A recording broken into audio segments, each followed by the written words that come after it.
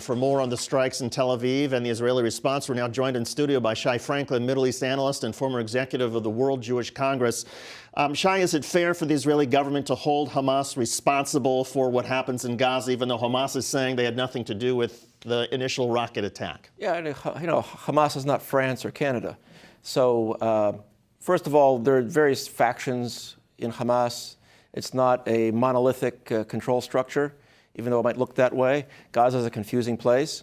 They want to make sure that Hamas knows they need to make sure, even if they were not responsible for it, they are responsible for making sure that Gaza is stable, especially they're in the midst of these negotiations that were just getting started through Egypt to have some kind of longer-lasting truce with Israel, to get more money in from Qatar.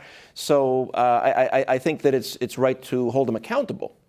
This is, as we said, the deepest strike from a Palestinian rocket or projectile in Israel in 5 years. How significant is it that it is Tel Aviv where the warning sirens went off? It is very significant because, Tel Aviv is the business center, it's the tourist center. So it shocks Israelis.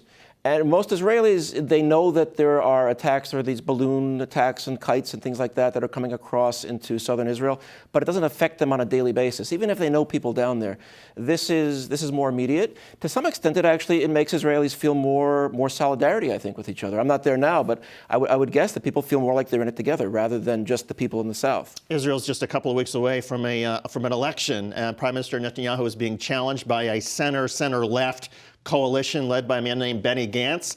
He has his own military experience, and he spoke out tonight in reaction to the initial Palestinian rocket attack. Watch.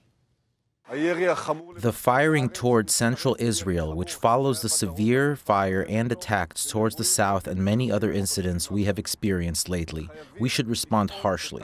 This is an affront on Israel's sovereignty and security. From what I gather, there is a security consultation at the moment, and there must be a harsh response. Without it, there could be no deterrence.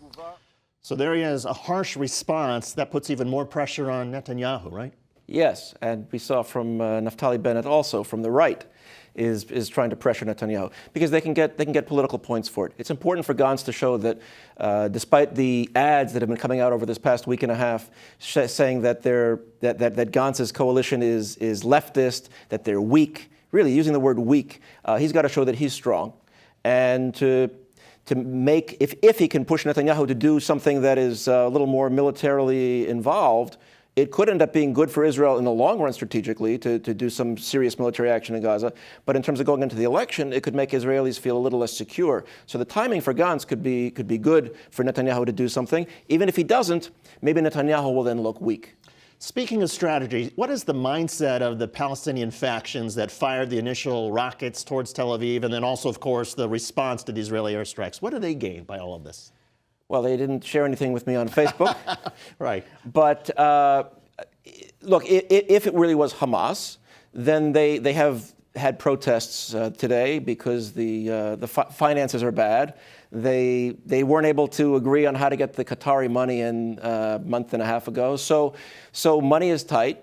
Living conditions are really bad in Gaza. That's nothing new. So it's possible that, in fact, there was speculation in Ynet earlier today that before the attack, that there might be an attack now from Hamas because to try to distracts people from their own problems that they're dealing with. And look, in the Israel now Netanyahu might end up counterattacking in a bigger. If he counterattacks in a bigger way, it could also be for partly political reasons. And that, of course, could then benefit Hamas, which then gets seen as the victims by their own people in Gaza. Yes. Interesting stuff. Shai Franklin, it is great having you here as always on nights like tonight and any night. Thanks for being here. We appreciate it.